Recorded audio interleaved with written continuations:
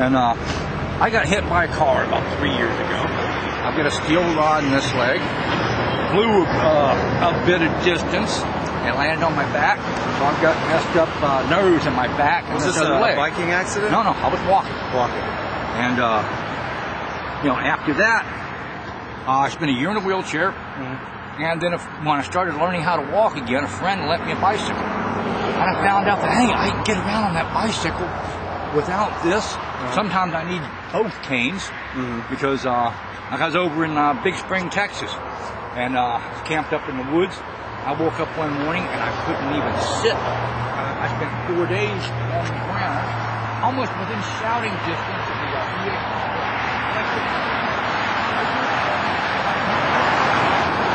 After 4 days, though, I was able to stand up again. And there's more stuff on this side. But I promote things, like I said, mainly alternative energy and stuff like that. Now this is one of those little solar yards. I had two, but I gave one to a guy that was trying to get back up to Minnesota. He didn't have a flashlight. We could run under with a flashlight, endlessly powered. Also, each one of these has a NiCad battery. This is a battery charger. You're charging batteries by the sun. And it's solar powered. It'll transfer solar energy into... And so I use those in my radios and, clock, flashlights and stuff. Whenever this gets fully charged up, I swap them out with other batteries. Where would you find one of these? You get these, you can get 4 of them for $15 at Walmart. Home Depot's got some fabulous different sets and stuff. They're in the home garden section because they're mainly designed for putting up along your walkway or out in your yard and stuff like that. But when the power goes out, if you've got one of these, go out in the yard and grab one of those lights out of the yard. And with these, I charge it up during the day, and I put it in my tent when the light comes on. It's dark enough that it's not charging there. Put it in my tent. I had enough light with this one little light all night long. I get up this morning and it's still burning. So now I put it back out here and recharge it. And you should probably meet our friend Eric and talk to him. Y'all might get along. He's actually kind of into not alternative energy exactly, but he doesn't own a car. He used to own, he had a BMW actually at one point. No, excuse me, not a BMW, a Mercedes Benz. But one day he just sold his car and bought a bike, and it's like a little Roadmaster, a little road bike, and he gets around the city. He does, he can get wherever he needs to go. This is a fabulous bike. I started out on this trip with a Raleigh Sprite, a classic 10-speed. But I literally ran that thing down to the rim.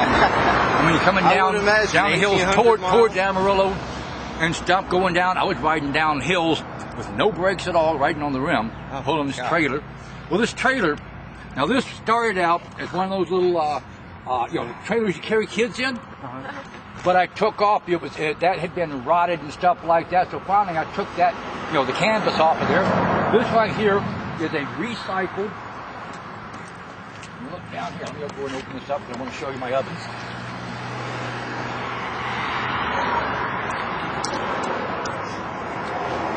This is the water heater box. I took it and put it on there, and put plastic on it, waterproof it. The paint helps with that. It's all about the recycling. And so that's already post-consumer recycled cardboard, and I'm recycling it again and stuff. And it works great for this. And then here's one. Like I also support the breast cancer awareness. I had a friend that died of breast cancer. So anytime I get a chance to do anything to support that. Also with disabilities, I stopped and I think it was in Mason, Texas. These guys were out here putting in handicap ramps. I parked the bike, went over and shook their hands and told them, "Thank you. You may not appreciate what you're doing, but I spent a year in a wheelchair." And Supreme Court Justice Clarence Thomas said, a curb is like the Great Wall of China to a person in a wheelchair. But you come to the end of the curb right there. Like right up here, look at this right here. I'm going to take the wheelchair off that edge. Right. And so you got to turn around and go back to where the ramp is. And with sidewalks, a lot of times, you're going to get out there, and while there's no sidewalk along this road here, I'd have a heck of a time getting here in a wheelchair. We need to get going pretty soon. Okay. So can we see the ovens real quick? That's what we have here? Just like this first one. Oh, and you've heard about the 3 R's. Reduce, reuse, recycle. I noticed that you added a couple. I've added a couple. Recharge, like I'm doing there. You'll use rechargers.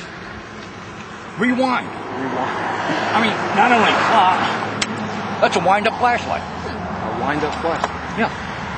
Just crank that up. $9 at Walmart. I've seen those. And all my lights are LEDs, so they last. Well, if the power goes down, also those things will light up. In a thunderstorm, I still put it out under the tarp. There's enough light to charge it up, or you put it in front of a candle. That'll charge up. But got plenty of power there.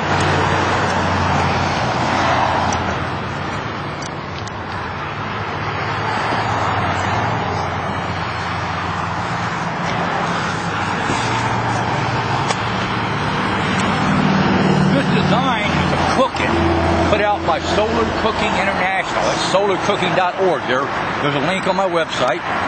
This will hit 175 degrees.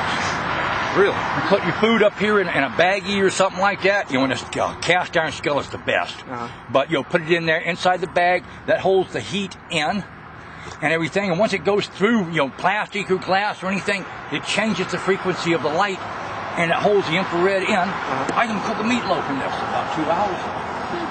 Whenever I stop to camp, I'll set this out, put one of those blue water bottles in there in a bag. By the time I've got my tent and everything set up, I have water hot enough that I've actually burnt myself making a cup of coffee. Sunlight. Wow.